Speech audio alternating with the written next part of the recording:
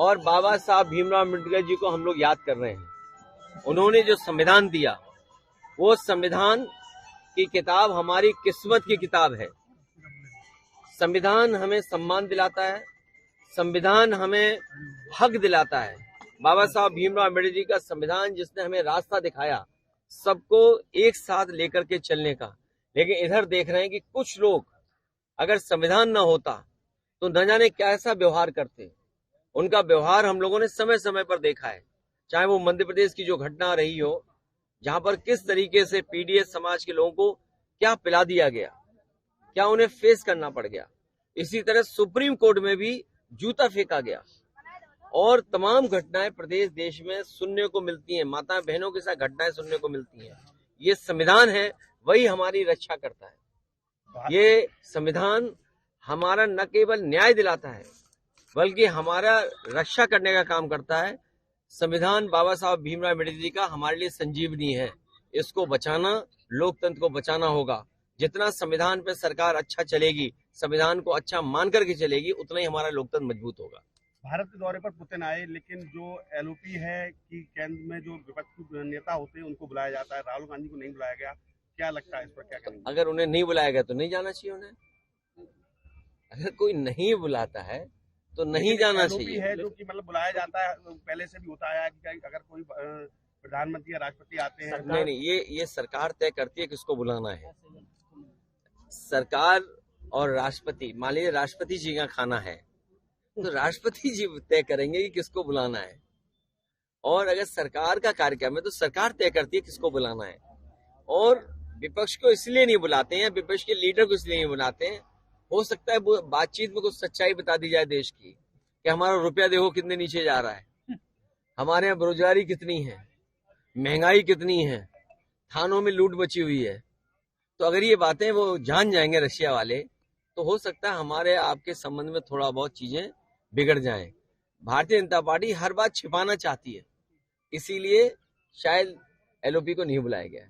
Cough syrup को लेके क्या कहेंगे आप? कफ सिरप को लेके इतना ही कहेंगे कि अगर आपको खांसी हो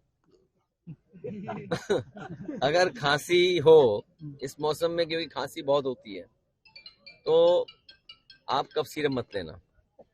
कौन सा वाला जो बनारस से बिक रहा है। और कफ सिरप में इसने न जाने कितनों की जान ली है। आज ही मैंने अखबार पढ़ा है, मुझे खबर मिली है कि औरैया में भी एक बच्चे की जान गई है कफ सिरप से। और वैसे तो बुलडोजर तैयार रहता है, अगर कोई गलती कर दे, कोई घटना हो जाए तो बीजेपी का बुलडोजर तैयार रहता है। इधर जाने कितनों की जान चली गई, जाने कितने लोगों पे आरोप लग रहे हैं। बुलडोजर का पता ही नहीं बुलडोजर है कहाँ, बुलडोजर का ड्राइवर भाग गया कि बुलडोजर की चाबी खो गई, बुलडोजर का ही नहीं पता। आप सोचिए बच्चों की जान जा रही हो। और अभी तक तो हम लोग सोच रहे थे कि 100 करोड़ का घोटाला है। हम पत्रकार साथियों को धन्यवाद देंगे कि इन्होंने कहा कि 100 करोड़ नहीं है, ये 2000 करोड़ से बड़ा है। और फिर याद कीजिए, मैं पहले कह के गया था आपसे, ये कहते थे उत्तर प्रदेश में 1 माफिया 1 डिस्ट्रिक्ट वाली योजना चलती है। अब बताओ माफिया किन की पार्टी में ज्यादा है? माफिया लोग किस पार्टी में ज्यादा है? अपराधी लोग किस पार्टी में ज्यादा है? सब भाजपा में है।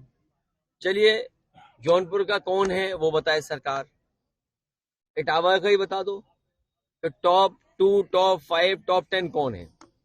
और मैं यकीन करता हूं इस बात को लेकर के तो जो भी 10 होंगे या टॉप 5 होंगे सब भाजपा में होंगे। जो टॉप 5 अपराधी होंगे इटावा के, वो सब भाजपा में होंगे। इसी तरह हर जिले में टॉप 5, टॉप 10 सब भाजपा में है। ये जो कफ सिरप के भी माफिया है सब भाजपा के। और ये जो एसटीएफ काम कर रही है, एसटीएफ प्रिय संगठन है मुख्यमंत्री जी का, सरकार का सबसे प्रिय संगठन है एसटीएफ।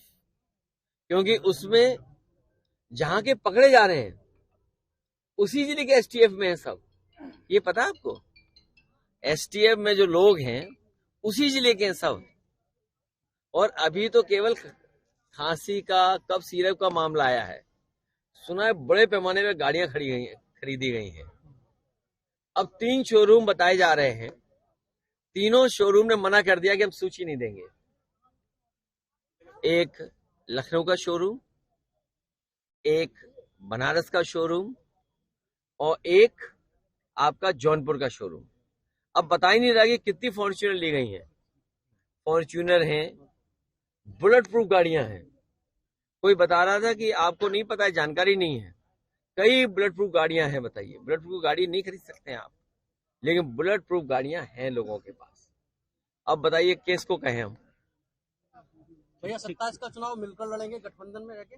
देखिए, 27 के चुनाव में जनता ने मन बना लिया है कि भाजपा को हटाएंगे, और उसमें प्रेस के लोग भी शामिल हैं। ये भी चाहते हैं भाजपा हटे। गठबंधन से लड़ेंगे कि अकेले चुनाव? ये हमारा जो गठबंधन है, जो पहले से गठबंधन है, वो गठबंधन चलता रहेगा। इंडिगो की फ्लाइट में काफी मारामारी चल रही है, लोग यात्रा नहीं कर पा रहे हैं। हालांकि पहले ये भी कहा गया कि अब जो चप्पल पहनते हैं व्यक्ति वो भी फ्लाइट में चल सकेंगे, लेकिन ये एक पहला उदाहरण देखने को मिला है जहां उद्योगपति कारोबारी सरकार पर दबाव बना रहे हैं। पहली बार देखने को मिल रहा है कि कैपिटलिस्ट लोग, कारोबारी लोग, बड़े लोग सरकार की नहीं सुन रहे। इसलिए भारतीय जनता पार्टी को सावधान होना चाहिए कि जब आप कारोबारियों को इतना ताकतवर बना दोगे तो आपकी भी नहीं सुनेंगे, और उसी का परिणाम यह है कि लोगों को क्या फेस करना पड़ा। ऐसी ऐसी तस्वीरें, ऐसी ऐसी वीडियो आ रहे हैं, हम लोग कल्पना नहीं कर सकते कि कितने तकलीफ और परेशानी में रहे। कोई घटना से तकलीफ और परेशानी में हो, अचानक कोई बात हो जाए तो बात अलग है, लेकिन जानबूझकर करे कि यात्रियों को परेशान करना और अपनी ताकत का एहसास दिलाना। शायद ताकत का एहसास इसीलिए है क्योंकि कुछ कहानी सुनने को आई है कि इलेक्टोरल बॉन्ड्स बहुत दिए गए हैं। जो बॉन्ड ले लेंगे वो क्या उनके खिलाफ कार्रवाई करेंगे? जैसे हम लोग आपके लिए कभी कभी कह देते थे कि जिसका दाना उसका गाना, जिसका दाना उसका गाना।